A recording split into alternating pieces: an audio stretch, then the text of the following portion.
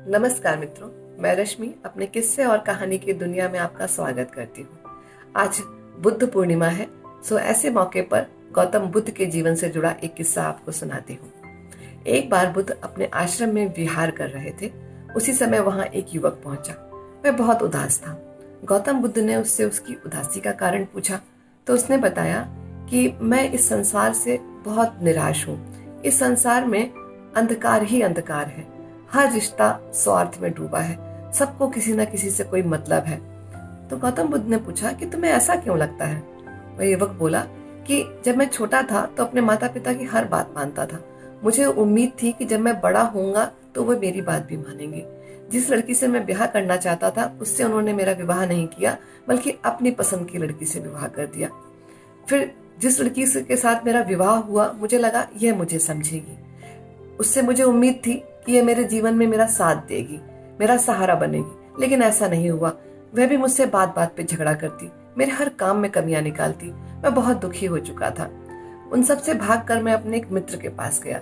मुझे लगा मेरे बचपन का मित्र है, यह मुझे समझेगा। मुझे पूरी आशा थी कि वह मुझे सहारा देगा, लेकिन उसने भी मुझे नहीं समझा। सबसे मैं बहुत दुखी हो चुका था, तो मैं सबको छोड़ छाड़ कर संतों के साथ हो गया। मैं उनके साथ रहता, उनसे ज्ञान लेने की कोशिश करता, और मुझे अंततः समझ में आया कि इस संसार में अंधकार ही अंधकार है। हर रिश्ता स्वार्थ का है। तो इसीलिए मैं आपकी शरण में आया हूँ। तो गौतम बुद्ध ने पूछा कि तुम्हें मुझसे क्या उम्मीद है। तो उसने कहा कि मैंने आपका बड़ा नाम सुना है। आप मुझे सत्य का ज्ञान कराइए। आप मुझे इस संसार के बारे में बताइए। तो बुद्ध ने कहा कि अभी मैं तुम्हें प्रवचन और अपना ध्यान अभी नहीं सिखाऊंगा, मैं सही समय आने पर सिखाऊंगा। तब तक तुम्हें मेरी एक बात माननी होगी। क्या तुम मेरा एक काम करोगे। उसने बोला हाँ करूंगा। तो गौतम बुद्ध ने उसे एक घड़ा देते हुए कहा कि ये इस घड़े पे जो ये कलाकृतियां देख रहे हो, ये मैंने खुद बनाई हैं। इस घड़े को बहुत संभाल कर रखना। तो वो युवक बोला कि मैं इसे बड़ा संभालूंगा, मैं इस पे खरोच भी नहीं आने दूंगा, जान से ज्यादा संभाल के रखूंगा। तो फिर गौतम बुद्ध बोले कि और जैसे बाकी बौद्ध भिक्षु यहाँ रहते हैं, वैसे ही तुम्हें भी रहना होगा। उनकी तरह तुम भी नगर जाओगे और भिक्षा मांगोगे। आश्रम में आके भोजन पकाने में सबकी सहायता करोगे, सबके लिए पानी भर के लाओगे, सफाई वगैरह का काम करोगे। तो वो युवक तैयार हो गया कि हाँ मैं ऐसा ही करूंगा। फिर गौतम बुद्ध बोले कि तुम्हें जब भी मुझसे कोई बात करनी हो तो तुम इस घड़े को साथ लेके आना, जब भी मुझसे कुछ पूछना हो या बात करनी हो तो, और जब सही समय आएगा तब मैं तुम्हें उपदेश दूंगा। ये युवक बोला ठीक है। अब ऐसे काफी समय निकल गया। जब 1 महीना हो गया तो उस युवक ने देखा कि मुझे अभी भी अपनी ध्यान सभा में, अपने प्रवचन में गौतम बुद्ध ने बुलाया ही नहीं, और बाकी लोगों को वो देते हैं उपदेश। तो उससे रहा नहीं गया, वो उनके पास पहुंचा। जब बहुत देर तक गौतम बुद्ध ने उसकी तरफ ध्यान भी नहीं दिया तो उसे याद आया कि उन्होंने कहा था कि घड़ा लेकर आना, तभी मैं तुमसे बात करूंगा। तो वह दौड़कर गया, वो घड़ा लेकर आ गया। गौतम बुद्ध ने उससे पूछा कि क्या हुआ, कुछ कहना चाहते हो। तो उसने कहा कि भंते, इतना समय हो गया है, आपने मुझे अभी तक उपदेश नहीं दिया, आपने मुझे ध्यान नहीं सिखाया। तो वो बोले कि अभी तुम्हारा सही समय नहीं आया है, सही समय आएगा तो मैं तुम्हें उपदेश दूंगा। तो युवक फिर लौट गया और फिर वैसे ही काम में लग गया हमेशा की तरह। आश्रम में सबकी सेवा करता, काम करता। अब फिर 1 महीना बीत गया। अब वो बेचैन हो उठा कि मुझे अभी भी नहीं बुलाया, मेरे बाद आए जो युवक है उन्होंने उपदेश दिया है, मुझे अब तक क्यों नहीं बुला रहे। तो वह फिर उनके पास गया। महात्मा बुद्ध ने फिर वही जवाब दे दिया कि अभी सही समय नहीं आया है। तो जब वो लौट रहा था तो रास्ते में उसे आनंद, महात्मा बुद्ध के शिष्य आनंद मिले। तो उसने आनंद से ये बात बोला कि मुझे क्यों नहीं अब तक बुला रहे हैं, मेरे बाद आए युवकों को वो उपदेश दे रहे हैं, मुझे नहीं बुला रहे हैं। तो आनंद ने समझाया कि देखो तुम बहुत खास हो, उन्होंने तुम्हें वह घड़ा दिया है जो आज तक किसी को नहीं दिया। तो उसने बोला कि घड़ा देने का मतलब ये थोड़ा ही है कि अब वो मुझे हमेशा अपने पास रखे रहेंगे, कभी उपदेश नहीं देंगे। ऐसे क्रोधित होकर वो अपने कुटिया में चला गया। फिर कुछ दिन बीते।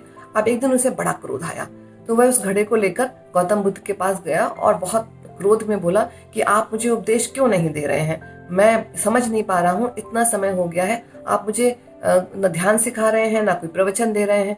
तो और उसने गुस्से में उस घड़े को महात्मा बुद्ध के सामने पटक दिया। वह घड़ा एकदम टूट गया। बुद्ध मुस्कुराए और उठे, जमीन पर बैठ गए और एक कपड़ा बिछाकर धीरे धीरे एक एक टुकड़ा उसमें रखने लग गए। अब वह बड़ा शर्मिंदा हुआ, एकदम उनके चरणों पे गिर पड़ा और क्षमा मांगने लग गया, मुझे माफ कर दीजिए। बुद्ध ने बोला कि अब सही समय आया है, अब मैं तुम्हें उपदेश दूंगा, कल तुम सभा में आ जाना। अगले दिन वह युवक सभा में पहुंचा। बुद्ध ने समझाया कि हमारी सबसे ज्यादा दुख का कारण हमारी उम्मीदें ही हैं। हम अपने हर रिश्ते में कोई ना कोई आशा लगाते हैं। माता पिता बच्चों से उम्मीद तो रखते हैं, बच्चे माता पिता से उम्मीदें लगाते हैं। पति पत्नी हो, मित्र हो, पड़ोसी हो, रिश्तेदार हो, कोई भी हो, सबको एक दूसरे से उम्मीदें हैं। और जब उम्मीदें टूटती हैं तो वो रिश्ता भी टूटने लगता है, जिससे हम एक दूसरे को खुद ही चोट पहुंचाते हैं। तो हमें उम्मीदों से बचना चाहिए। वह यह बात समझा रहे थे और वो युवक बहुत ध्यान से सुन रहा था। फिर गौतम बुद्ध ने उसे वह कपड़ा खोला और घड़े के टुकड़े दिखाते हुए कहा कि क्या तुम इसे दोबारा जोड़ सकते हो। वह फिर शर्मिंदा हो उठा। उसने क्षमा मांगी कि नहीं, मैं ऐसा नहीं कर सकता बनते।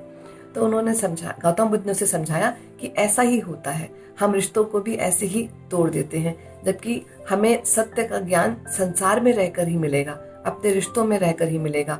इसलिए मेरा ये आदेश है कि तुम इस संसार में लौट जाओ, तुम अपने माता पिता के पास जाओ, अपनी पत्नी के पास जाओ, उनके साथ रहो।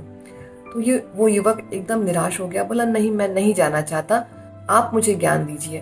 तो गौतम बुद्ध ने समझाया कि तुम्हें असली ज्ञान संसार में रहकर ही मिलेगा। अभी तुम संसार से भाग रहे हो, संसार से भाग कर कभी ज्ञान नहीं हासिल होगा। बहुत समझाने पर वह युवक अपने घर लौट गया। जब वह चला गया तो आनंद ने गौतम बुद्ध से पूछा कि हे भंते, आप सबको अपनी शरण में रख लेते हैं, पर आपने इस युवक को क्यों वापस भेज दिया। तो गौतम बुद्ध ने समझाया कि यह युवक यहाँ आ तो गया था, लेकिन भूल नहीं पा रहा था। यहाँ रहकर भी वह ज्ञान नहीं पा पाता, यहाँ रहकर भी अपने रिश्तों में ही वह उलझा रहता। मुझे संसार में जाकर, उन्हीं के बीच रहकर जब सत्य का ज्ञान करेगा, जब उन रिश्तों में प्रेम सच्चाई ढूंढेगा, तो उसे अपने आप ही सच्चा ज्ञान मिल जाएगा। और सत्य का ज्ञान संसार में रहकर ही मिलता है, संसार से भागकर नहीं मिलता है। धन्यवाद मित्रों।